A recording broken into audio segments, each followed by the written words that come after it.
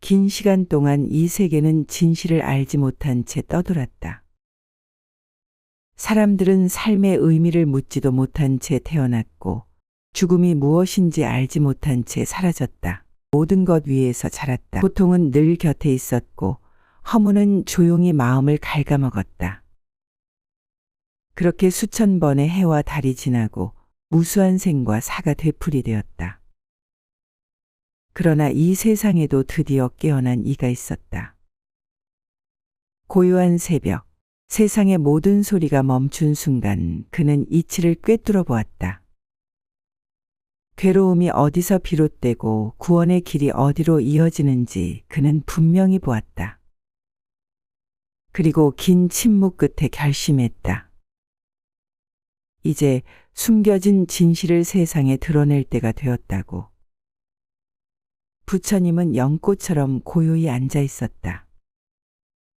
수많은 제자들이 둘러싸 앉아 그를 바라보았지만 아무도 그의 마음을 헤아릴 수 없었다.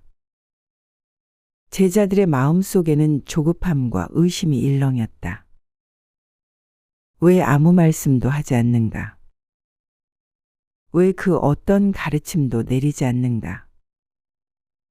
갈증과 혼란이 무겁게 밀려왔다. 그때였다. 부처님이 서서히 눈을 떴다. 조용한 눈빛이 온 사원을 감쌌다. 그 순간 바람도 숨을 죽이고 나뭇잎조차 떨림을 멈췄다.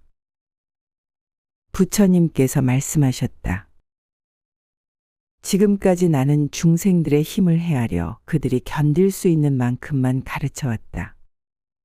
그러나 이제 너희가 진실을 들을 준비가 되었기에 숨겨진 문을 열어보이려 한다.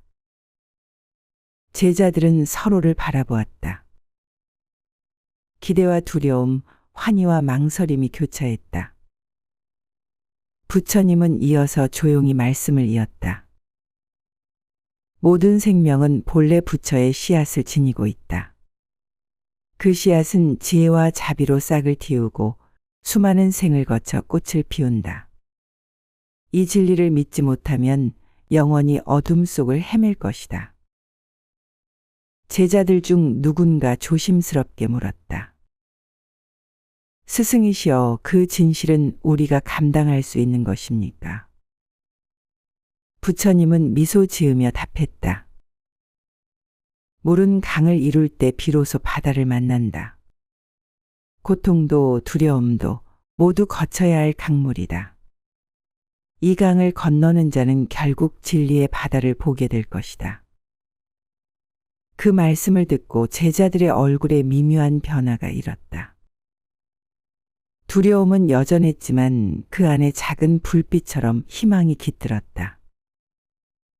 부처님은 마지막으로 말했다. 오늘부터 나는 진실만을 말할 것이다. 감춰진 것도 두려운 것도 숨길 것도 없다. 너희는 귀를 열고 마음을 열어 참된 길을 함께 걸어가라. 고요한 침묵이 법당을 덮었다.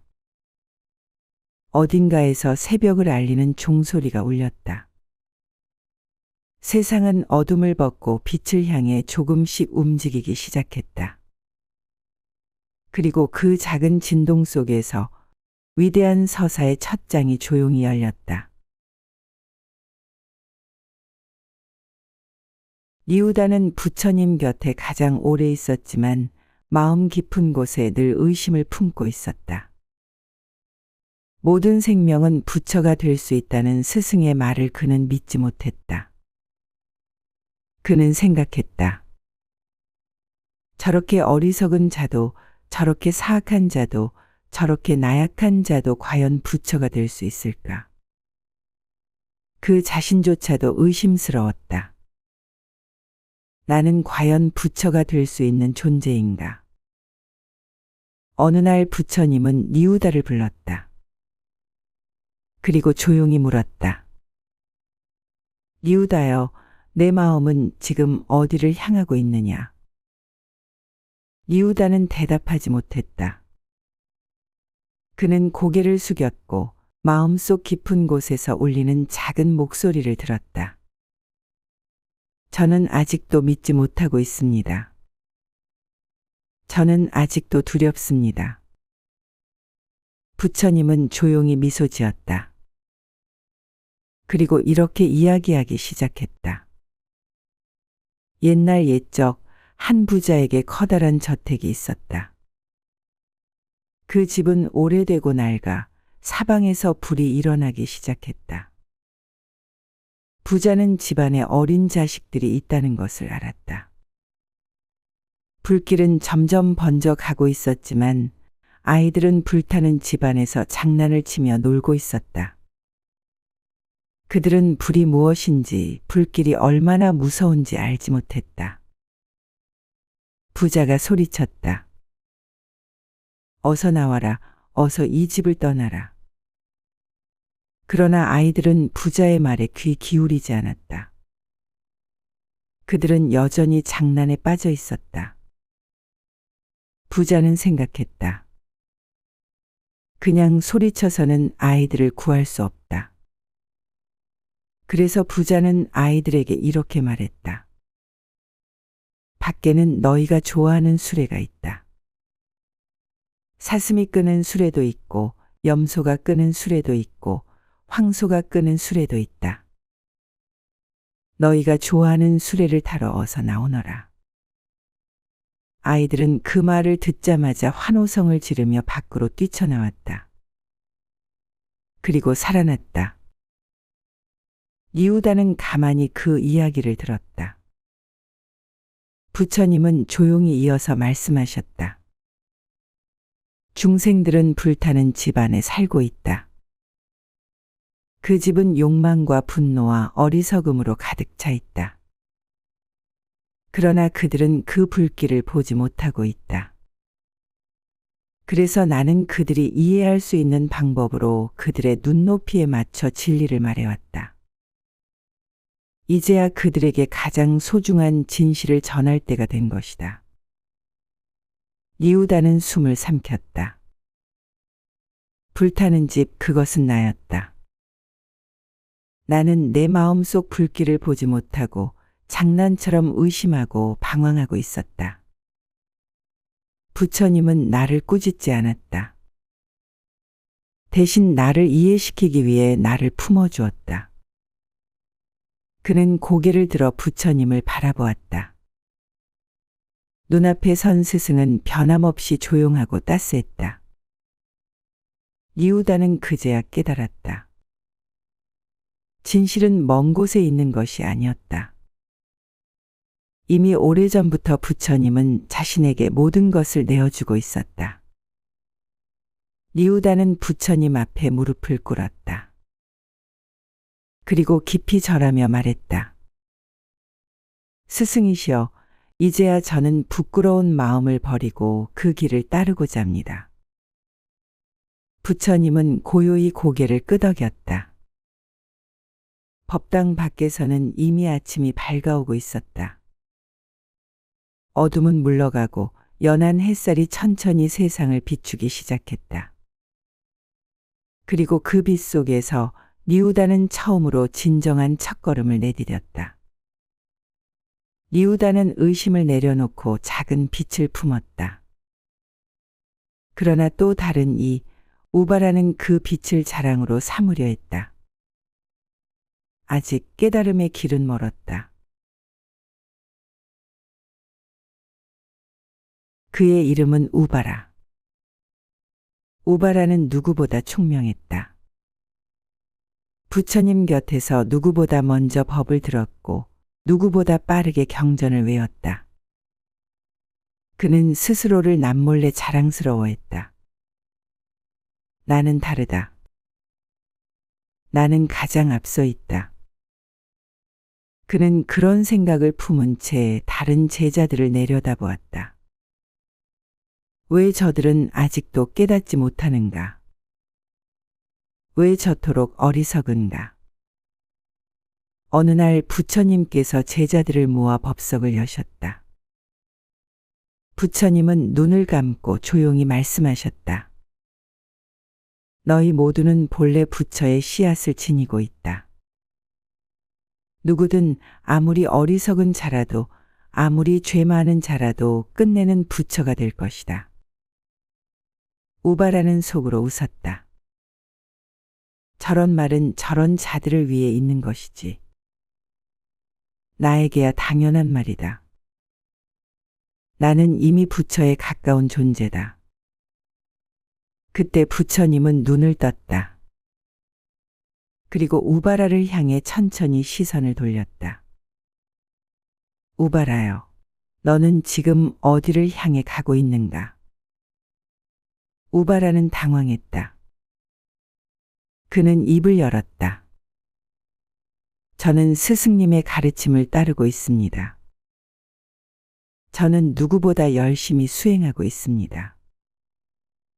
부처님은 조용히 고개를 저었다. 내 마음은 아직 강물처럼 흐르지 않는다. 내 마음은 바람처럼 흩어져 있다. 내 마음은 아직 자기 자신에게 묶여 있다. 우바라는 말을 잃었다. 부처님은 이어서 이야기했다. 옛날 한 마을에 아름다운 깃털을 가진 새가 있었다. 누구보다 빛나는 깃털을 지녔던 새는 자신이 하늘을 지배한다고 믿었다. 그러나 어느 날 그는 깃털의 아름다움을 뽐내려다 한순간 실수하여 가장 아름답던 깃 하나를 부러뜨리고 말았다. 부러진 깃털은 하늘에서 떨어졌다. 그제야 새는 알게 되었다.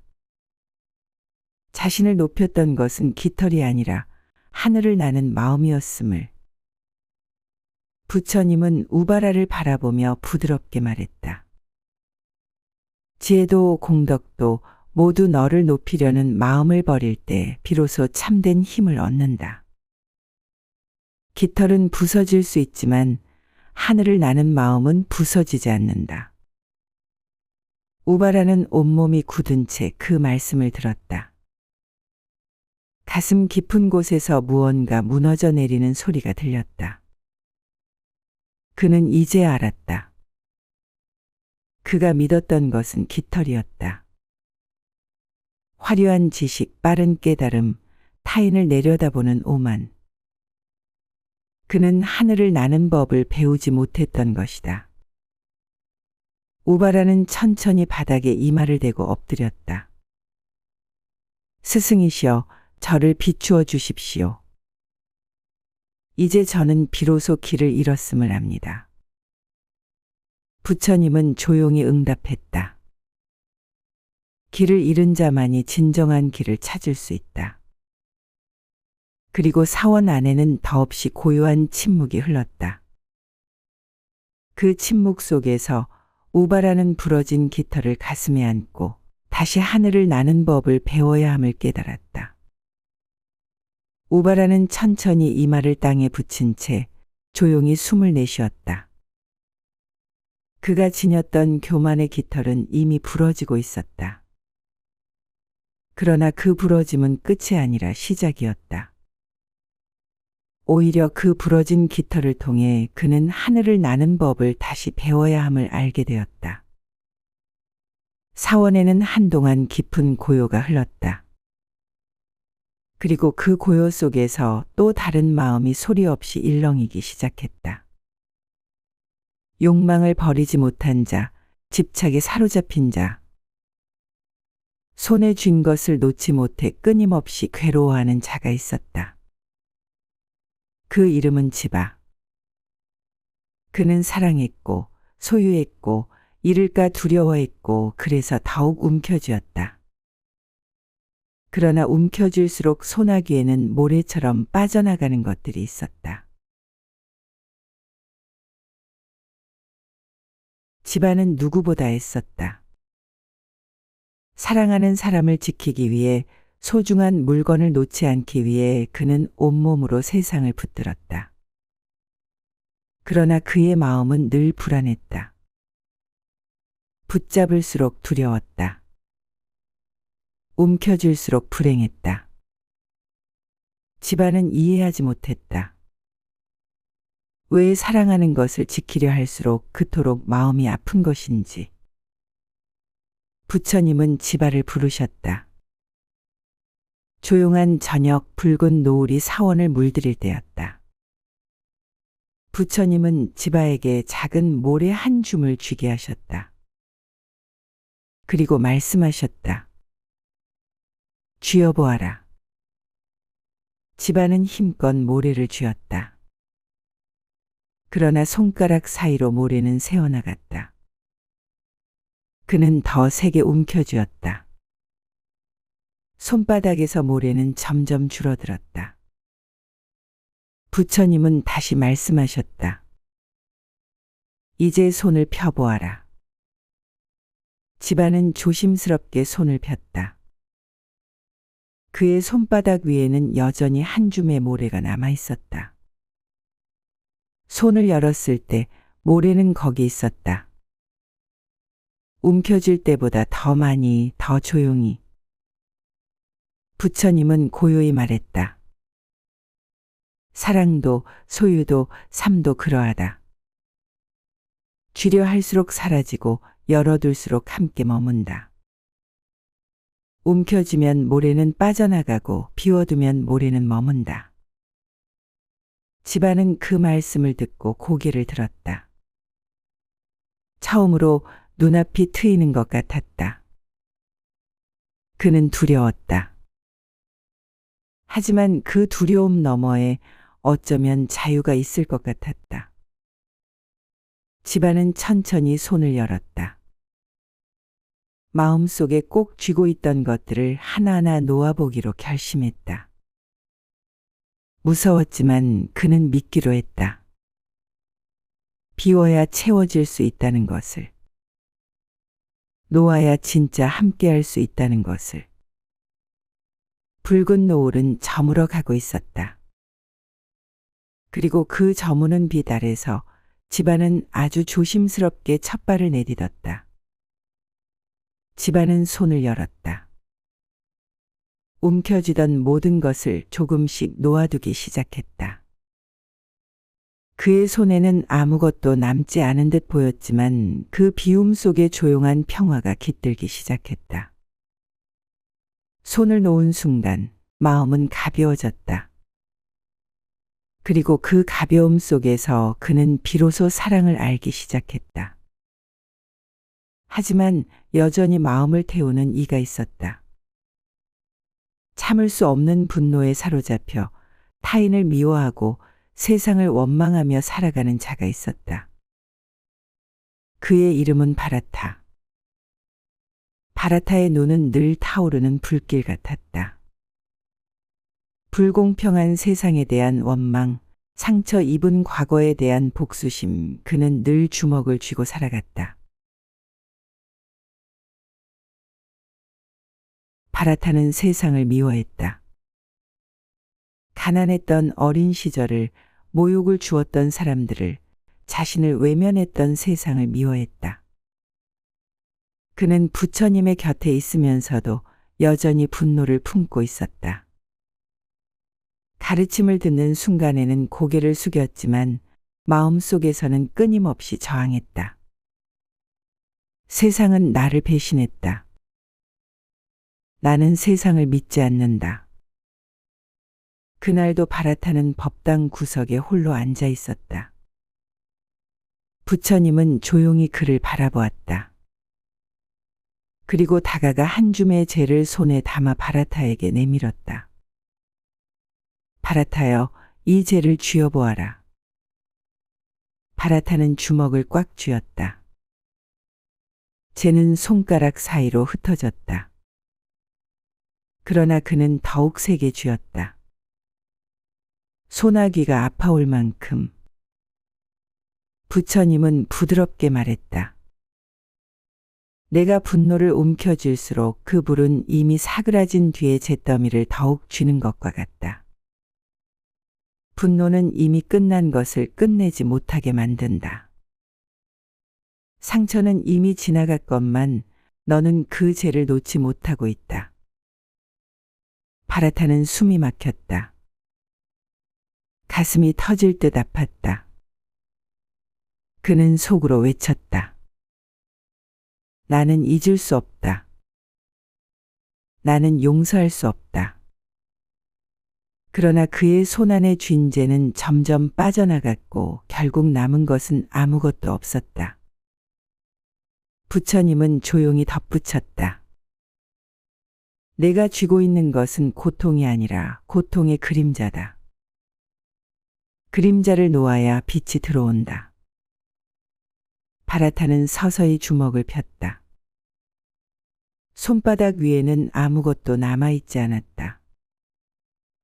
그러나 주먹을 펴는 순간 처음으로 손안에 바람이 스며들었다. 부드럽고 따스한 바람이었다. 그는 알았다. 나는 상처를 쥔 것이 아니라 상처의 그림자만 쥐고 있었다는 것을. 바라타는 천천히 눈을 감았다. 그리고 아주 작은 목소리로 그러나 분명한 목소리로 중얼거렸다. 스승이시여, 저에게 진정한 힘을 가르쳐 주십시오. 미워하는 힘이 아니라 용서하는 힘을. 부처님은 미소 지었다. 그 길이 내가 다시 태어나는 길이다. 붉은 노을이 완전히 사라지고 어둠이 찾아왔다. 그러나 그 어둠 속에서 작은 바람 하나가 조용히 불기 시작했다. 분노의 잿더미를 넘어 바라타는 천천히 걸어가기 시작했다. 바라타는 두 손을 비웠다. 미움도 분노도 모두 잿더미로 사라졌다. 그리고 그 빈손으로 그는 처음으로 세상을 어루만질 준비를 시작했다. 상처는 여전히 있었지만 상처를 붙잡지 않는 법을 그는 배웠다. 그러나 세상에는 아직 무엇도 붙잡지 못하는 이가 있었다. 사랑도 진리도 심지어 자신의 마음조차도. 그는 두려웠다. 믿는 것을, 걸어가는 것을, 스스로를 열어 보이기를. 그의 이름은 사루다. 사루다는 두려움 속에서 걸음을 멈추고 있었다. 사루다는 늘 뒤를 돌아보았다.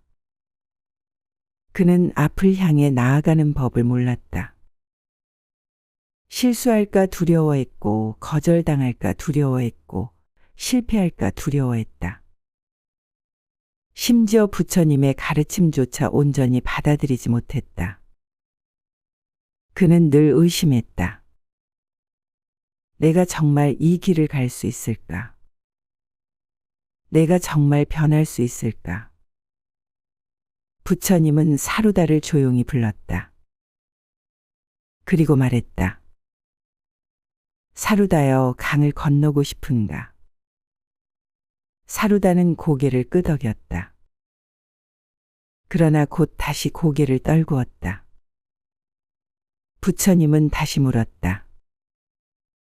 무엇이 너를 막고 있는가? 사루다는 작게 대답했다. 두렵습니다. 넘어질까 빠질까 다시 돌아오지 못할까 두렵습니다.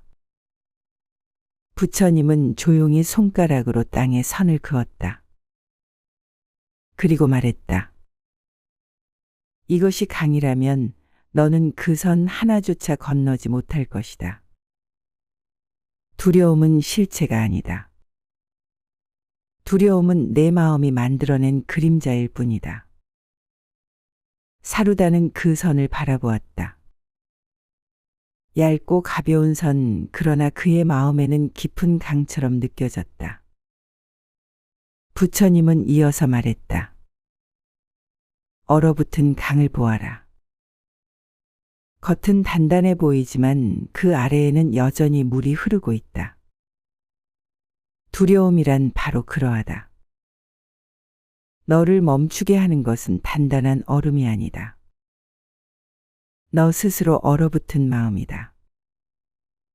사루다는 떨리는 손으로 땅에 그어진 선 위에 발을 올렸다. 두렵고 어지러웠다. 그러나 그는 알았다. 이 선을 넘지 못하면 나는 영원히 내 안에 갇히게 될 것이다. 사루다는 조심스럽게 발을 내디뎠다. 선을 넘었다. 아무 일도 일어나지 않았다. 땅은 무너지지 않았다. 물에 빠지지도 않았다. 그는 놀라며 숨을 삼켰다. 그리고 깨달았다. 두려움은 거짓이었다. 넘어지지 않아야만 걸을 수 있는 것이 아니라 넘어져도 다시 일어나야 걸을 수 있는 것임을. 사루다는 부처님 앞에 무릎을 꿇었다. 그리고 조용히 말했다. 스승이시여, 저를 데려가 주십시오. 저는 이제 제 발로 걸어가겠습니다. 부처님은 부드럽게 답했다. 길은 언제나 내 발밑에 있었다. 다만 내가 그것을 믿지 못했을 뿐이다. 사루다는 깊이 절했다. 그리고 천천히 일어섰다. 손에는 아무것도 들고 있지 않았지만 마음에는 작지만 단단한 믿음 하나가 깃들어 있었다. 얼어붙은 강 위를 걸어가듯 그는 조금씩 그러나 분명히 앞으로 나아가기 시작했다. 사루다는 천천히 걸어갔다. 넘어질까 두려워하던 발걸음이 어느덧 세상을 향해 닿고 있었다. 그는 아직 완벽히 두려움을 버리지 못했지만 걸음만은 멈추지 않았다. 그 작은 걸음 속에서 세상은 조금씩 다르게 보이기 시작했다. 더 이상 세상은 그를 위협하는 곳이 아니었다. 두려움 너머에도 여전히 길은 이어져 있었다. 그러나 사루다의 걸음 너머에는 아직 그 누구도 보지 못한 더 깊은 진실이 기다리고 있었다. 어느 날 부처님께서 모든 제자들을 법당에 불러 모았다. 법당은 숨소리조차 들리지 않을 만큼 고요했다. 부처님은 자리에 앉아 조용히 두 눈을 감았다. 그 침묵이 길어질수록 제자들의 마음은 다시 흔들리기 시작했다. 우리는 이제 무엇을 해야 하는가? 우리는 과연 어디로 가야 하는가? 마음속에는 여전히 질문이 넘실거렸다. 그때 부처님은 천천히 손을 들어 하나의 연꽃을 드러냈다. 조용히 아무 말 없이. 그 순간 누구도 말하지 않았다. 누구도 움직이지 않았다. 그저 고요히 연꽃만이 법당 한가운데서 빛나고 있었다. 그 침묵 속에서 문득 니우다가 깨달았다. 우리는 스스로 불타는 집 안에 있었고 그 안에서 길을 찾으려 했었다. 우바라도 깨달았다. 우리는 깃털을 자랑하려 했지만 하늘을 나는 법은 몰랐었다. 지바도 깨달았다. 우리는 움켜쥐어야만 살아갈 수 있다고 믿었지만 놓을 때 비로소 살아남았다. 바라타도 깨달았다. 우리는 분노를 힘이라고 착각했지만 진짜 힘은 용서 속에 있었다. 사루다도 깨달았다. 우리는 두려움을 강이라고 생각했지만 그것은 마음속 얇은 선에 불과했다. 모든 제자들의 가슴 깊은 곳에서 잊고 있던 무언가가 깨어나기 시작했다. 부처님은 아무 말도 하지 않았다. 그러나 모든 것이 전해졌다. 연꽃은 말이 없었다. 그러나 그 연꽃은 외치고 있었다. 모든 생명은 본래 부처다. 모든 고통은 끝낼 수 있다. 모든 방황은 돌아올 수 있다. 부처님은 천천히 눈을 떴다. 그리고 조용히 말했다. 너희는 이미 부처다. 다만 그것을 잊고 있었을 뿐이다. 그 한마디가 긴긴 생의 어둠을 뚫고 가슴 깊이 내려왔다. 누군가는 조용히 눈물을 흘렸다. 누군가는 하늘을 올려다보았다. 누군가는 가슴을 두드렸다. 누군가는 아주 조용히 손을 모았다. 그 순간 법당 안에는 보이지 않는 빛이 가득 퍼져갔다. 누구도 외치지 않았지만 모두가 함께 울고 있었다. 그리고 그 빛 속에서 연꽃은 천천히, 아주 천천히 피어오르기 시작했다. 연꽃은 조용히 피어났다. 아무 소리도 없었고 아무런 외침도 없었지만 세상 모든 소리와 외침을 삼킨 듯한 침묵이 법당을 가득 메웠다. 그리고 그 침묵 속에서 모든 제자들의 가슴에 작은 씨앗 하나가 심어졌다. 아직은 작고 보이지 않는 씨앗. 그러나 분명히 살아있는 씨앗. 아침이 밝아오고 있었다. 어둠을 걷어낸 첫 번째 빛이 산등성이를 넘어왔다. 제자들은 하나둘씩 일어섰다. 누군가는 눈을 감았고 누군가는 두 손을 모았다. 누군가는 깊은 숨을 들이쉬었고 누군가는 조용히 하늘을 바라보았다. 그들의 표정은 더 이상 어제와 같지 않았다. 이유다는 알았다. 의심이란 어둠이 아니라 빛을 향한 갈증이었다는 것을. 우바라는 알았다. 교만이란 높이 날겠다는 꿈이 잘못된 방향으로 굳어버린 것이었다는 것을.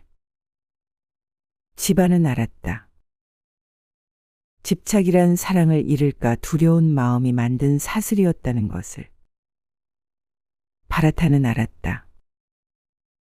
분노란 자신을 지키려다 상처 입은 마음의 외침이었다는 것을. 사루다는 알았다. 두려움이란 걸음을 내딛지 못하게 만드는 거짓 그림자였다는 것을. 부처님은 아무 말 없이 제자들을 바라보았다. 그리고 조용히 고개를 끄덕였다. 너희는 이미 길 위에 서 있다. 너희는 이미 부처다. 바람이 불었다. 아주 부드럽게 그러나 확실하게. 그 바람은 제자들의 옷자락을 스쳤고 얼굴을 스쳤고 마음을 스쳤다. 그들은 이제 떠날 준비가 되어 있었다. 누구도 소리내어 외치지 않았다. 누구도 굳이 다짐을 말하지 않았다. 그러나 각자의 가슴 속에는 분명히 새겨졌다. 이 길을 걷겠다. 넘어져도 걷겠다. 두려워도 걷겠다. 아무것도 보이지 않아도 걷겠다. 바람은 어디로 가는가? 그 누구도 알지 못한다. 그러나 바람은 멈추지 않는다. 제자들은 발을 내딛었다. 각자의 길을 따라 각자의 마음을 따라. 같은 하늘 아래에서 같은 빛을 향해. 그리고 다시는 되돌아오지 않을 걸음을 시작했다. 법당에는 이제 부처님만이 남았다. 그는 조용히 눈을 감았다. 연꽃은 여전히 피어 있었다. 세상의 끝없는 고요 속에서 새로운 세상을 향해 피어 있었다. 연꽃은 피었다. 그리고 제자들은 흩어졌다. 부처님 앞에서 무언의 가르침을 받은 후 누구도 말하지 않았고 누구도 묻지 않았다. 그들은 조용히 각자의 길로 걸어나갔다. 어떤 이는 다시 세상으로 향했고 어떤 이는 산속에 남았으며 또 어떤 이는 침묵 속에서 자신의 길을 찾아갔다. 그들 가운데 한 사람이 있었다. 그의 이름은 니우다. 한때 그는 의심으로 가득 찬 제자였다. 정말 나도 부처가 될 수 있을까? 그 이유다가 이제 다시 길을 걷고 있었다. 나는 그날 이후 산을 내려가기 시작했다. 부처님 앞에서 눈을 감았던 순간 내 마음은 연꽃처럼 피어 있었다. 나는 모든 걸 이해했다고 믿었다. 두려움도 분노도 집착도 모두 이겨냈다고 생각했다. 나는 이제 괜찮은 사람이라고 생각했다. 그래서 산을 내려가는 이 길이 그저 고요하고 빛나는 줄로만 알았다. 하지만 산을 내려가는 길은 생각보다 고요하지 않았다.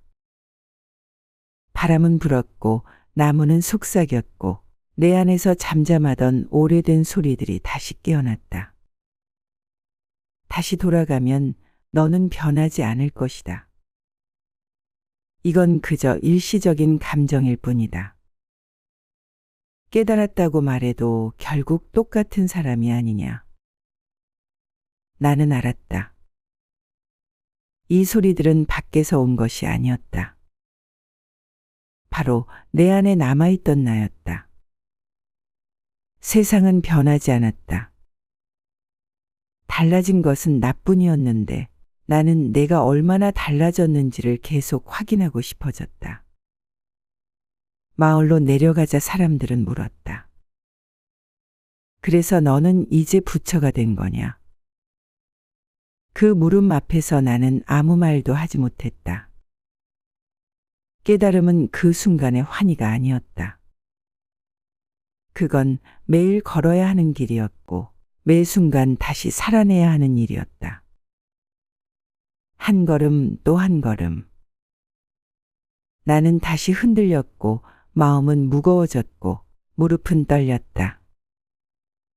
그러나 그 순간마다 부처님께서 하셨던 말씀이 내 안에서 조용히 울렸다. 길은 흔들리는 것이다. 그러나 멈추는 것이 고요를 의미하지는 않는다. 나는 그 말을 품고 다시 발을 내디뎠다. 산은 멀어졌고 세상은 가까워졌다. 그러나 내 안의 등불은 조금도 꺼지지 않았다. 나는 다시 배워야 한다는 것을 깨달았다. 깨달음은 아는 것이 아니라 살아내는 것이라는 것을. 사람들이 내게 물었다. 그래서 너는 이제 부처가 된 거냐고. 그 질문 앞에서 나는 말이 막혔다. 부처가 된다는 건 무엇일까? 깨달음을 얻는다는 건 과연 무엇을 의미하는 걸까? 나는 부처님 앞에서 연꽃을 보았고 연등을 들었고 내 안에 불빛이 깃들었다고 믿었다. 그래서 이제 나는 괜찮을 줄 알았다. 하지만 그 말 한마디 앞에서 나는 다시 흔들렸다. 그렇다고 쉽게 대답하면 거짓이 될 것 같았고, 아니라고 하면 지금껏 걸어온 길을 부정하는 것 같았다. 나는 스스로에게 묻기 시작했다. 나는 정말 부처인가? 나는 정말 그 경지에 닿은 사람인가? 그러나 마음 깊은 곳에서 어떤 작은 목소리가 들려왔다. 부처가 된다는 것은 상태가 아니라 방향이다. 깨달음은 정상이 아니라 과정이다. 나는 깨달음으로부터 살아내기 시작한 사람일 뿐이지 완성된 존재는 아니었다. 사람들은 나를 보며 말한다. 이제 화도 안 내겠구나. 욕망도 없겠구나. 아무것도 두렵지 않겠구나. 나는 웃을 수밖에 없었다. 나는 여전히 화를 낼 수도 있고 욕심도 생기고 두렵기도 하다. 하지만 그 순간 나는 한 번 더 나를 들여다본다. 그 화는 어디서 오는지, 그 욕망은 무엇을 말하고 있는지, 그 두려움은 무엇을 감추고 있는지. 부처가 된다는 건 그런 것이다. 고요함을 가장하는 것이 아니라 흔들림 속에서 다시 고요로 돌아오는 힘을 갖는 것이다. 빛나는 얼굴을 유지하는 것이 아니라 어두워질 때마다 등불을 다시 밝히는 것이다. 완전함을 연기하는 것이 아니라 불완전함을 인정하면서도 계속 걸어가는 것이다. 나는 이제 안다. 부처가 된다는 건 완전해졌다고 말할 수 있는 상태가 아니라 끝없이 다가가려는 마음의 자세라는 것을. 나는 오늘도 그 마음을 품고 걸음을 멈추지 않는다. 그 질문은 여전히 내 안에 있다. 너는 이제 부처인가? 나는 그 질문에 이렇게 답한다. 나는 오늘도 부처를 살아내고 있다. 나는 사람들 속으로 들어갔다. 말소리, 욕설, 욕망, 다툼, 분노, 슬픔이 뒤섞인 그곳으로. 깨달음을 얻었다고 믿었던 나는 그들 사이에서 흔들리지 않을 줄 알았다. 하지만 내 마음은 조용히 갈라지기 시작했다. 어느 날 한 남자가 내 앞에서 울부짖었다. 그는 자신이 지닌 모든 것을 빼앗겼고 세상에 원망만이 남았다고 했다. 나는 조용히 그를 바라보았다. 무슨 말을 건네야 할지, 어떻게 위로해야 할지 알 수 없었다. 나는 그를 향해 말했다. 고통은 지나갈 것입니다. 하지만 그는 내 말을 듣지 않았다. 그의 눈은 분노로 가득했고 나는 그 눈빛 앞에서 말을 잃었다. 그는 소리쳤다. 당신은 아무것도 모른다. 당신은 고요한 곳에 있었고 나는 부서진 곳에 있었다. 나는 부처다. 자비를 한다. 그런 말이 나를 더 아프게 만든다. 나는 그 말을 가슴 깊이 받아들였다. 그 순간 나는 처음으로 깨달았다. 자비란 누군가에게 무엇을 말하는 것이 아니라 그의 울음을 같이 견디는 일이라는 것을. 물들지 않는 연꽃은 진흙을 피하는 꽃이 아니라 진흙 속에 깊이 뿌리 내리고도 피어나는 꽃이다. 자비란 혼자 고요한 마음을 유지하는 능력이 아니라 누군가의 절망 속에서 그와 함께 흔들리되 무너지지 않는 힘이다. 나는 다시 그의 앞에 앉았다. 어떤 말도 하지 않고 다만 그의 울음소리 곁에 머물렀다. 그의 분노는 나를 향했지만 나는 그 분노를 받아들이기로 했다. 그의 상처는 나의 것이 아니었지만 나는 그 상처를 같이 지고 있어야 한다고 느꼈다. 그는 서서히 울음을 멈췄고 조용히 등을 돌렸다. 나는 끝까지 따라가지 않았다. 자비란 손을 잡는 일이기도 하지만 때로는 멀리서 등을 바라보며 기다리는 일이라는 것도 배웠다. 그날 밤 나는 스스로에게 물었다. 나는 오늘 부처로 살았는가? 내 마음은 고요하지 않았고 흔들렸고 상처받았고 말문이 막혔지만 그 흔들림 속에서 나는 포기하지 않았고 도망치지 않았다. 그렇다면 나는 오늘도 연꽃이다. 진흙 속에 있으나 물들지 않는 연꽃. 나는 다시 하루를 살아냈다. 자비는 깨달음보다 느리지만 더 깊은 길이라는 것을 나는 이제 조금 알 것 같았다.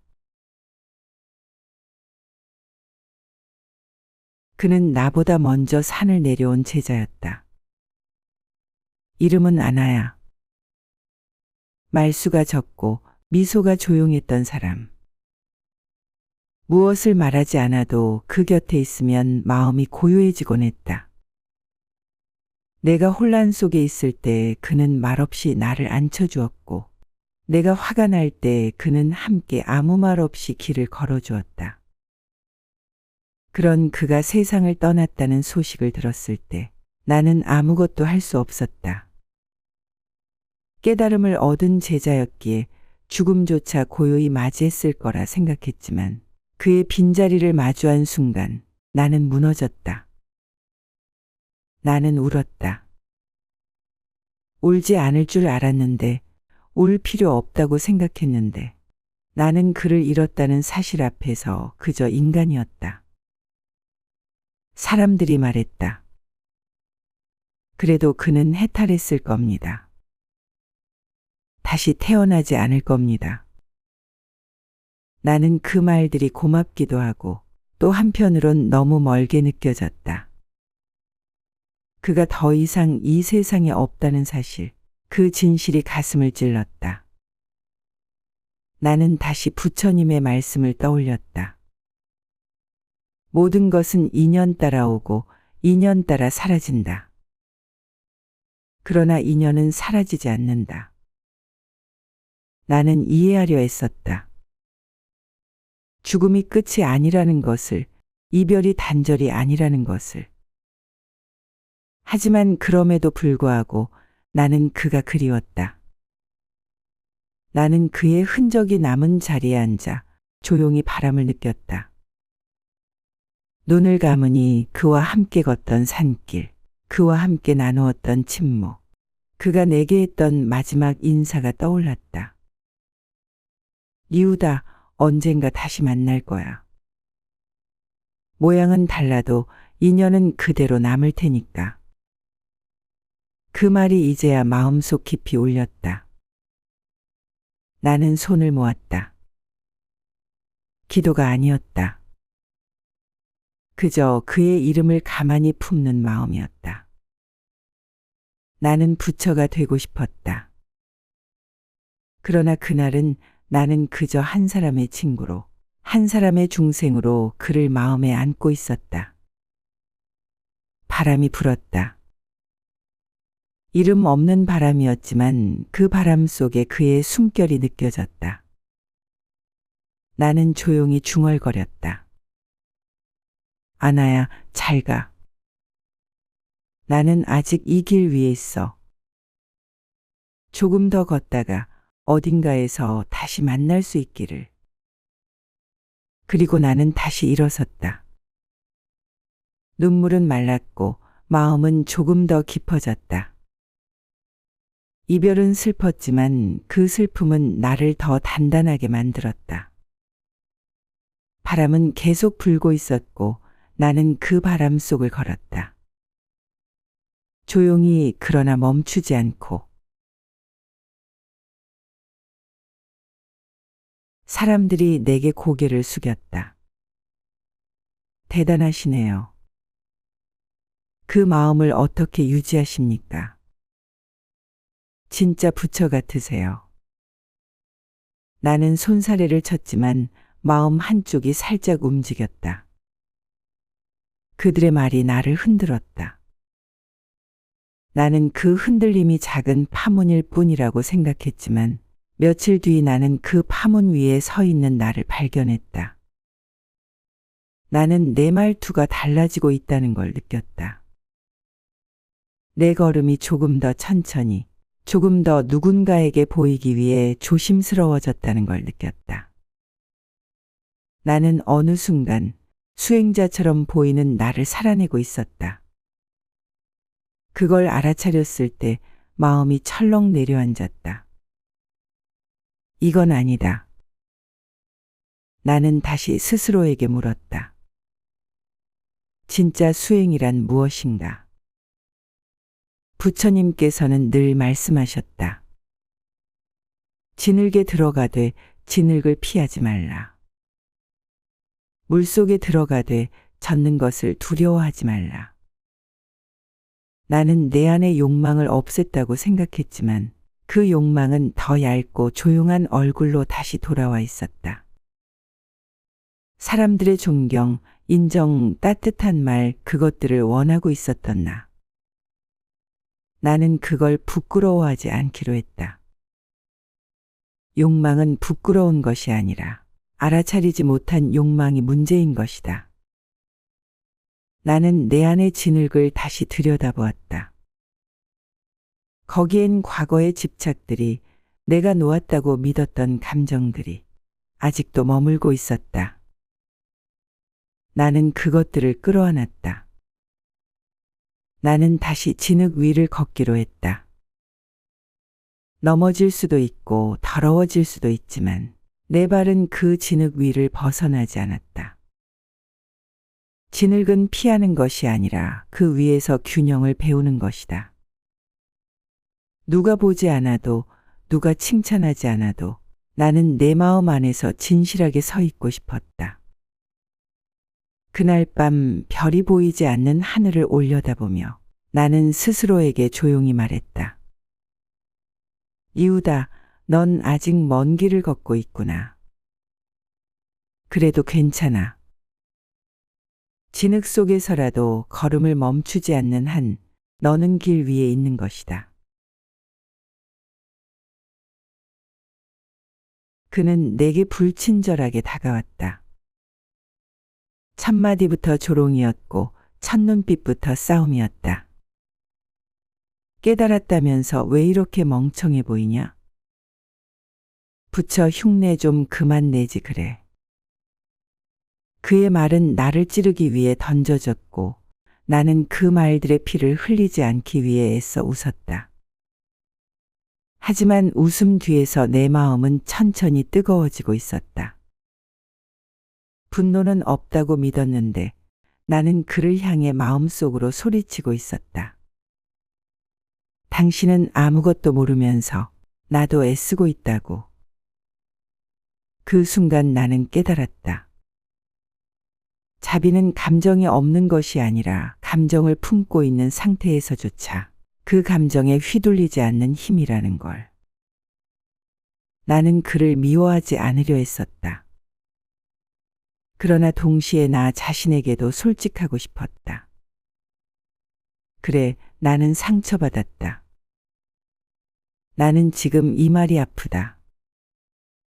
나는 그 감정을 꾹 누르지 않고 그저 마음속에 두었다. 바람이 지나가듯 그 분노도 언젠가는 지나갈 거라 믿으며 그는 떠나며 이렇게 말했다. 넌 그냥 가짜야. 내가 뭘 한다고.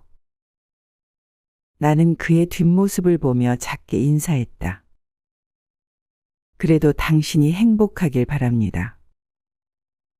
그 말이 내 마음에서 진심으로 나올 때까지는 아주 오랜 침묵이 필요했다. 하지만 그 침묵 끝에서 나는 정말 그렇게 말하고 싶어졌다. 나를 미워하는 자 앞에서 내가 흔들리지 않을 수 있는 건 내가 위대한 사람이어서가 아니라 그 미움조차도 고통에서 비롯된 것임을 알기 때문이다. 자비란 나를 비난하는 이의 마음 안에 있는 아픔까지도 함께 바라보는 시선이다. 그날 밤 나는 스스로에게 말했다. 이유다, 너는 아직도 화가 날 수 있는 사람이다. 그러나 내가 그 화를 들여다보는 그 순간 너는 또 한 걸음 부처에 가까워지고 있다. 그리고 나는 그를 용서했다. 사실은 그보다 먼저 나 자신을 용서하고 있었다. 사람들은 떠들었다. 정치 이야기, 돈 이야기, 서로의 잘잘못, 누가 틀렸고 누가 나쁘며 누가 더 손해봤는지. 그 말들 속에 나는 자꾸만 작아졌다. 침묵은 도망처럼 느껴졌고 말하지 않는 내가 이상한 사람처럼 느껴졌다. 나는 생각했다. 이렇게 말 없는 나는 과연 세상에 도움이 되는 존재일까? 나는 무엇을 실천하고 있는 걸까? 수행은 조용히 앉아 있는 것일까? 아니면 이 소란 속에 뛰어들어 뭔가를 바꾸려는 것일까? 내 마음속 등불은 바람에 흔들리고 있었다. 나는 스스로에게 묻고 또 물었다. 고요한 사람은 아무 말 하지 않는 사람인가? 아니면 말 속에서도 고요함을 잃지 않는 사람인가? 부처님께서 말씀하셨다. 진정한 고요는 바깥이 아니라 마음속에서 피어나는 불빛이다. 나는 그 말이 처음엔 이해되지 않았다. 나는 조용한 곳을 찾아다녔고 사람들이 없는 길을 걸었고 불을 끄고 문을 닫고 세상을 피했다. 그러나 마음은 여전히 시끄러웠다. 고요는 밖에 있지 않았다. 나는 길 한복판에 앉았다. 시끄러운 시장, 사람들의 고함, 아이들의 울음. 모든 소리가 내 곁을 지나갔다. 나는 눈을 감았다. 그 소리들을 피하지 않았다. 그저 그 소리들 속에서도 내 안에 작은 불빛이 꺼지지 않도록 숨을 고르고 있었다. 마음속에서 불이 타오르는 것을 느꼈다. 크지 않았고 강하지도 않았지만 분명히 살아있는 불빛. 나는 그 불빛을 지키기 위해 다시 앉았고 다시 일어났고 다시 걸었다. 침묵은 도망이 아니었다. 그건 나의 중심을 지키는 공간이었다. 나는 말하지 않아도 내 안의 등불은 나를 대신해 말하고 있었다. 그날 밤 나는 별이 보이지 않는 하늘 아래서 조용히 중얼거렸다. 불빛은 말하지 않는다. 그러나 어둠 속에서 그 빛은 모든 걸 비춘다. 나는 그 침묵 속에서 다시 내 길을 확인했다. 시끄러운 세상 속을 조용히 걷는 자로 살아가기로. 나는 여전히 걷고 있었다. 계절은 2번 바뀌었고 발걸음은 한결 가벼워졌지만 마음에는 여전히 길 위에 바람이 스며 있었다. 나는 이제 깨달음이란 단어를 쉽게 쓰지 않게 되었다. 그건 설명하는 말이 아니라 하루하루 살아내야 할 어떤 모양이기 때문이었다. 어느 날 낯선 마을에 들렀다. 햇살이 부드럽게 내리고 아이들이 흙먼지를 차며 뛰놀고 있었다. 그 마을 끝자락 오래된 나무 아래에 누군가 앉아 있었다. 그의 등을 보는 순간 나는 멈춰섰다. 그건 아마도 지바였다. 집착을 내려놓기 위해 진흙 위를 걸었던 그 제자. 나는 다가가지 않았다. 그저 먼 발치에서 바라보았다. 그도 나를 보지 않았다. 하지만 나는 느낄 수 있었다. 그도 여전히 이 길 위에 있다는 것을. 그의 곁에는 작은 연등 하나가 놓여 있었다. 바람에 꺼지지 않고 흔들리며 살아있는 불빛. 나는 조용히 웃었다.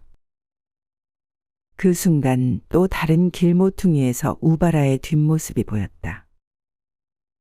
당당한 걸음, 그러나 예전보다 훨씬 부드러워진 어깨. 그는 이제 교만을 내려놓은 자의 얼굴을 하고 있었다. 나는 깨달았다. 우리는 흩어졌지만 결국 같은 하늘 아래를 걷고 있다는 것을. 각자의 길이 달라 보여도 우리는 같은 불빛을 품고 있었다.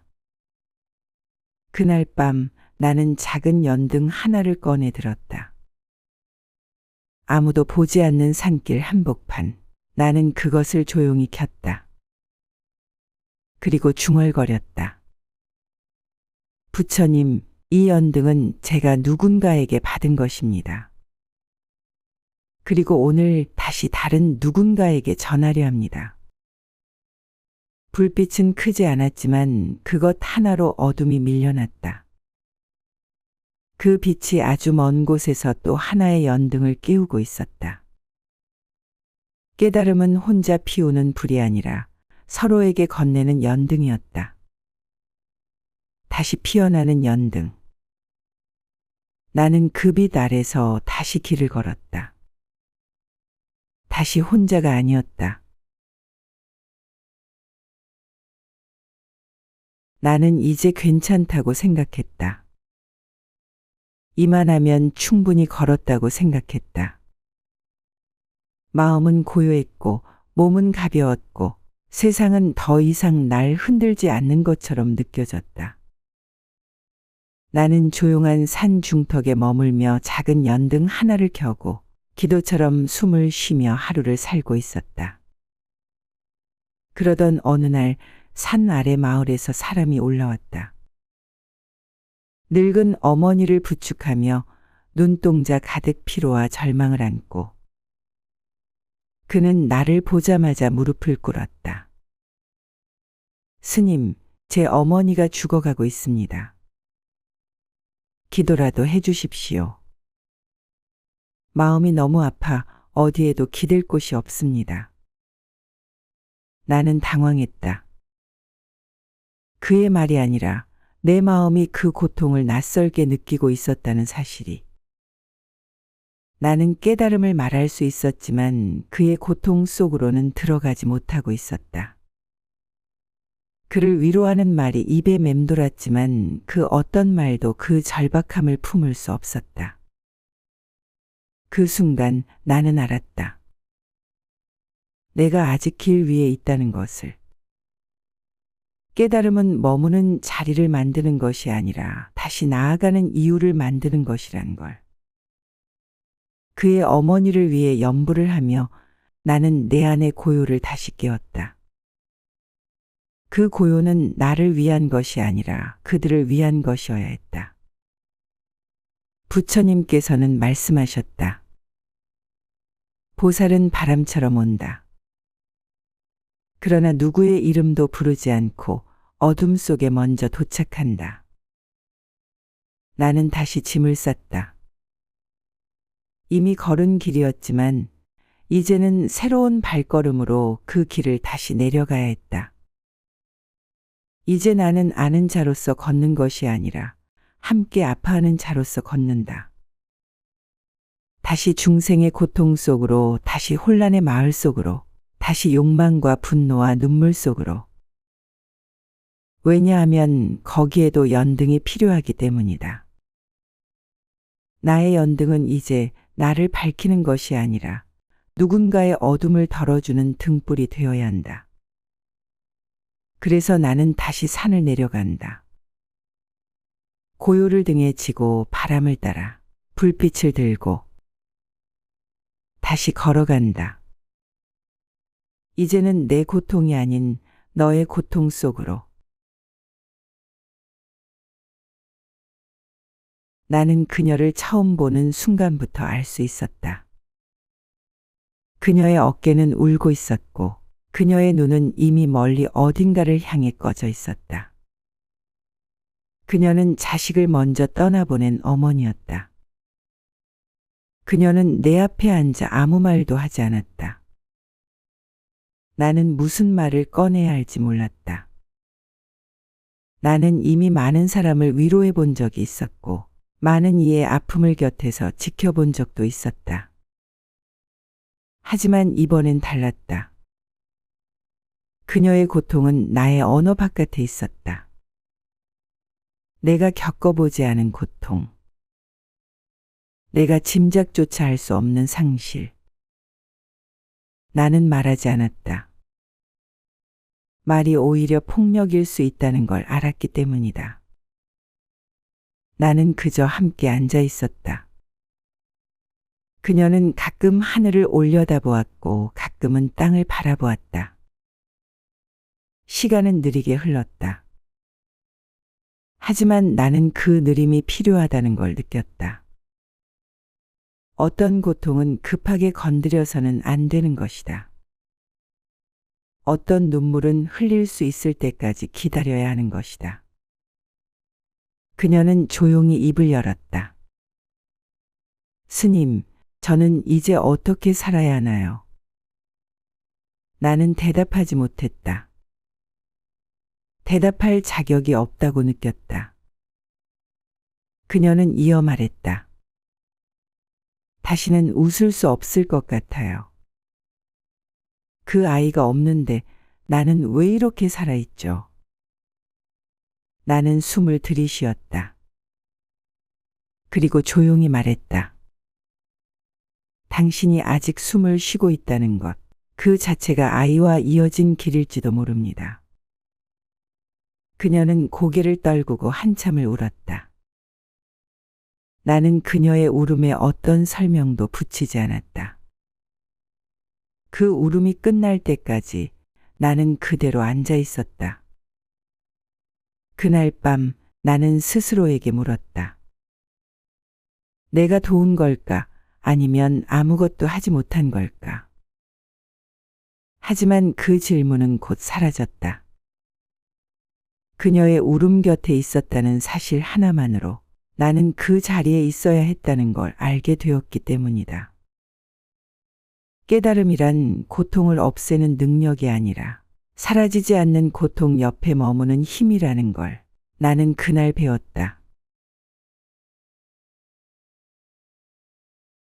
그를 처음 보았을 때 나는 고개를 돌리고 싶었다. 그는 너무 지쳐 있었고, 너무 냄새났고, 너무 무너져 있었다. 그의 눈빛은 누구도 믿지 않았고, 그의 말투는 누구도 받아들이지 않았다. 그는 욕을 했고, 소리쳤고, 때로는 내 앞에서 침을 뱉었다. 나는 속으로 말했다. 이 사람은 아니다. 이 사람은 아직 준비되지 않았다. 나는 이 고통까지 감당하고 싶지 않다. 그래서 나는 몇 번이고 등을 돌렸다. 그를 지나쳤고 다른 사람들을 향해 마음을 열었다. 그렇게 며칠이 흘렀다. 그러던 어느 날 그가 내 앞에서 울고 있었다.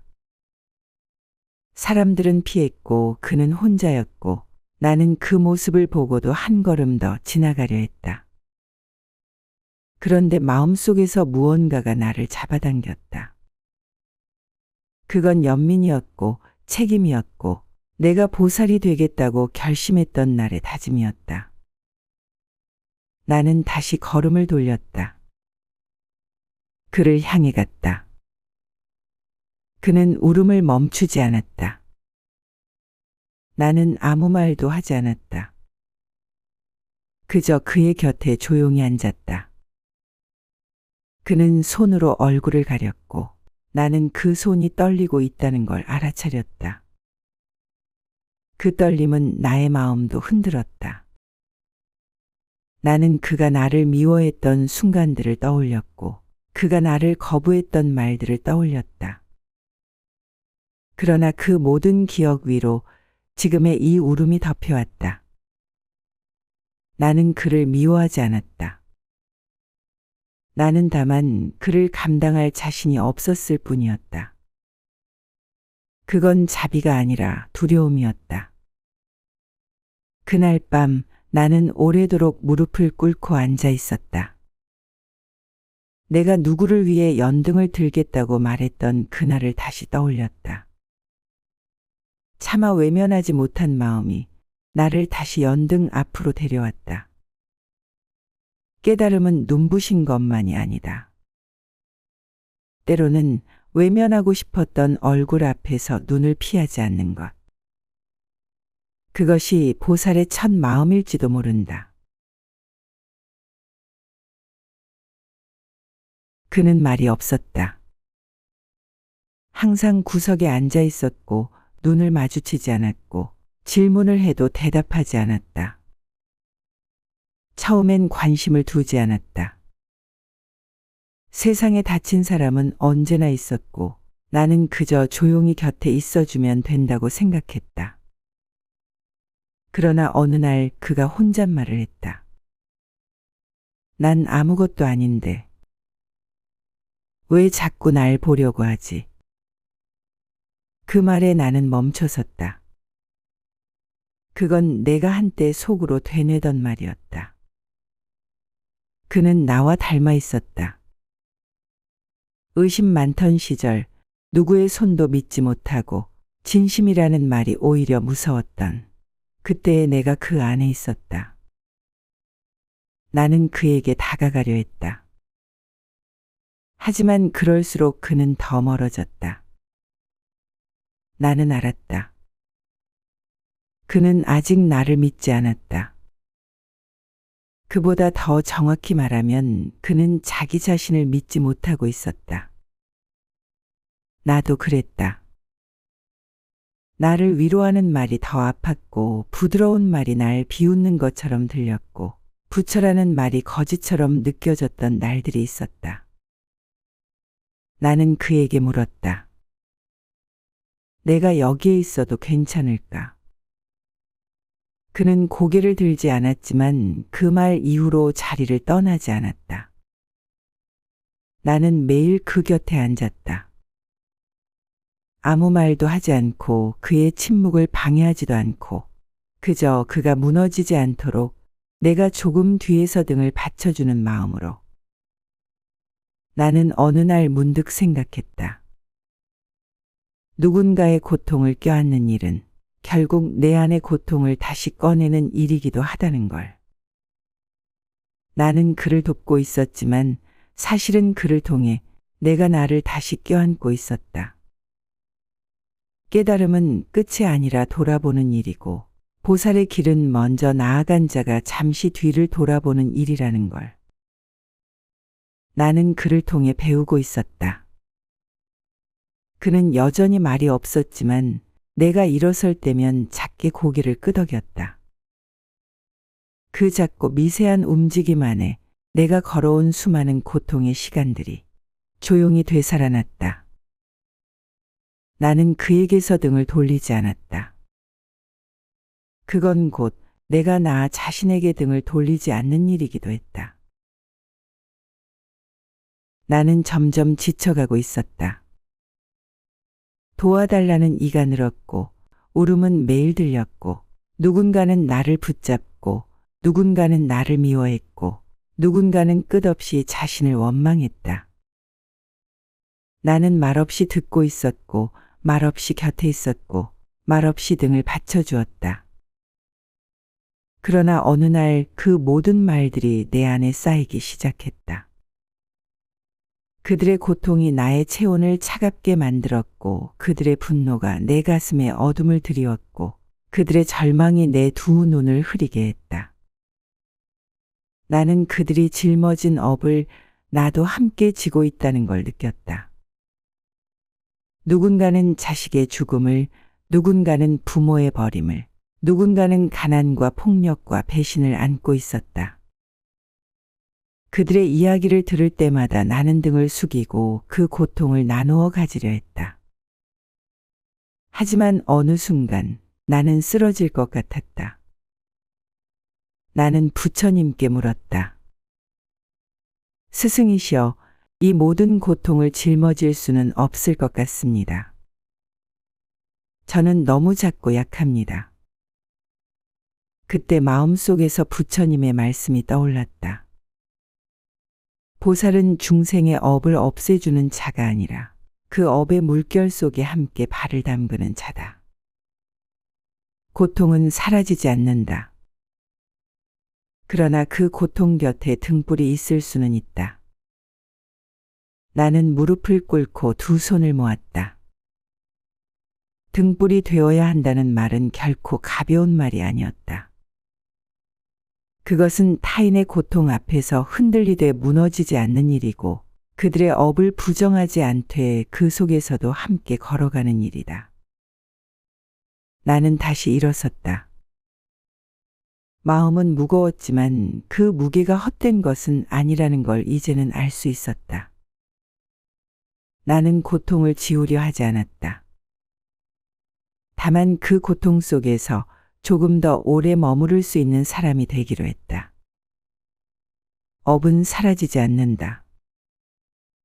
그러나 그 업 속에서 꺼지지 않는 등불이 하나 있다면 그것이 보살이 이 세상에 남아야 하는 이유일 것이다. 나는 그를 도우려 했다. 아무 조건 없이 그저 그의 울음을 들었고 그의 상처를 마주했고 그의 절망을 함께 느꼈다. 나는 그에게 밥을 지어 주었고 자리를 내어 주었고 침묵 속에 오래 머물렀다. 그는 처음엔 아무 말도 하지 않았다. 그러다 어느 날 그가 소리쳤다. 도움 따위 필요 없어. 당신도 결국 날 떠날 거잖아. 왜 내 앞에서 좋은 사람인 척하는 거야? 나는 말문이 막혔다. 그 말에는 칼날이 있었고 그 분노는 방향 없는 불길 같았다. 나는 잠시 돌아서야 했다. 가슴 한가운데가 뜨겁게 베인 듯 아팠다. 나는 조용히 생각했다. 나는 분명 그를 위했는데 왜 나는 상처를 받고 있는 걸까? 그러나 조금 뒤 나는 그 고통이 나의 자만에서 시작되었음을 알게 되었다. 나는 그를 돕는 사람이 되고 싶었던 것이다. 나는 그를 품는 자의 자리에 서고 싶었던 것이다. 그러나 그는 아직 누구의 품도 받아들일 수 없는 상태였다. 그는 무너져 있었고 그 무너짐 안에 들어오려는 나조차 그에겐 또 다른 위협이었을 수 있었다. 나는 다시 그의 곁으로 갔다. 이젠 그를 도우려 하기보다 그저 무너진 채 있는 그를 있는 그대로 바라보려 했다. 그는 여전히 나를 보지 않았고 말도 없었고 감사도 하지 않았다. 하지만 나는 그 곁을 떠나지 않았다. 보살이 된다는 건 이해받는 자리를 택하는 일이 아니라 이해받지 못해도 남아있는 자리를 택하는 것이다. 나는 그의 말 속에서 나를 보았다. 나도 누군가를 밀어낸 적 있었고 도움의 손길을 의심한 적 있었고 자비를 공격으로 받아들였던 시간들이 있었다. 그의 상처는 결코 그만의 것이 아니었다. 나는 조용히 손을 모았다. 그를 위해서가 아니라 나 자신이 그를 끝까지 껴안을 수 있도록. 무너진 자를 껴안는 법은 먼저 나 자신 안에 부서진 부분부터 조용히 안아주는 일이라는 걸 나는 그를 통해 배웠다. 그녀는 말하지 않았다. 그녀는 내 앞에 앉아 있었지만 나를 바라보지도 무엇을 말하지도 않았다. 나는 묻지 않았다. 무슨 일이 있었는지, 왜 울지 않는지, 어떻게 도와줄 수 있는지를. 나는 그저 조용히 그녀 곁에 있었다. 시간이 흘렀다. 햇살이 바뀌고 바람이 달라지고 그녀의 그림자가 조금씩 흔들렸다. 나는 여전히 앉아 있었다. 아무 말도 하지 않고.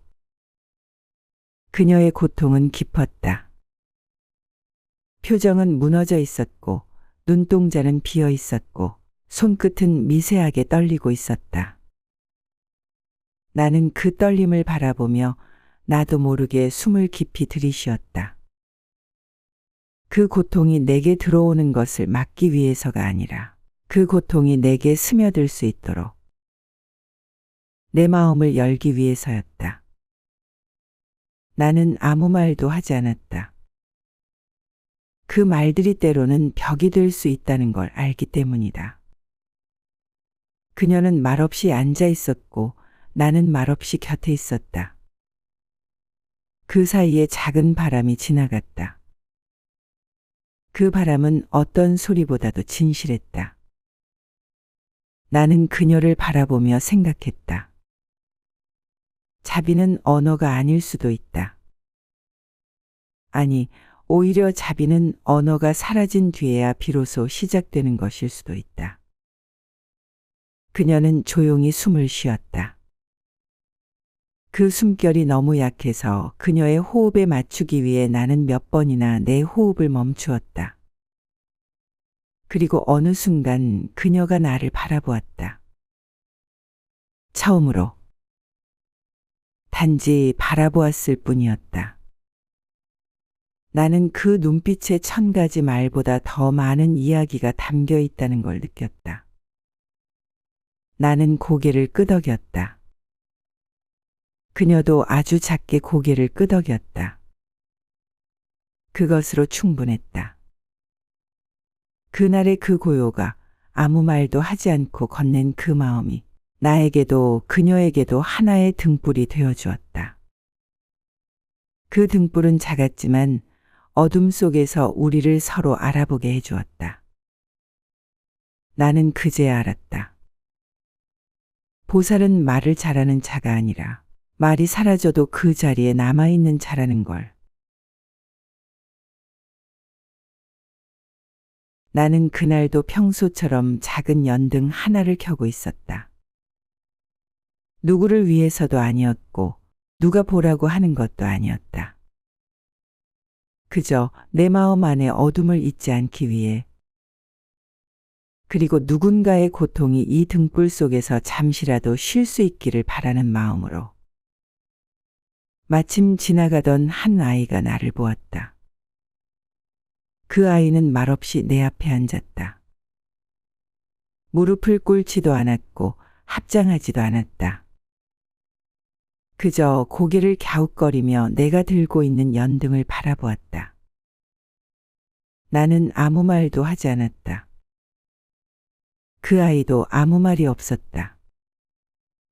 시간이 흘렀고 내 연등의 불꽃은 작아졌고 밤은 깊어졌다. 그 아이는 여전히 내 곁에 있었다. 그러다 문득 그 아이가 돌 하나를 집어들었다. 그리고 돌 위에 작은 풀잎을 올려두고 그 위에 손을 얹었다. 나는 그 장면을 잊을 수 없다.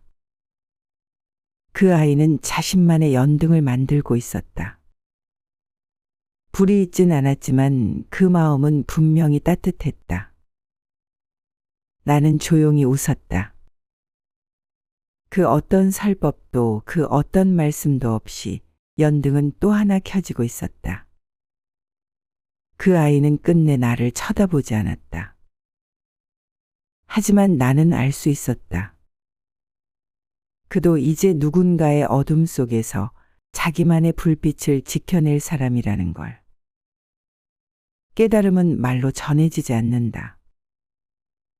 그건 불빛처럼 스민다. 누군가의 등을 비추고 누군가의 눈을 적시고 누군가의 손끝을 머물게 한다. 나는 연등을 껐다. 그리고 돌아섰다. 내 뒤에는 여전히 작은 풀잎 위에 돌 하나가 아무 말 없이 놓여 있었다. 그러나 분명히 그것은 또 하나의 연등이었다.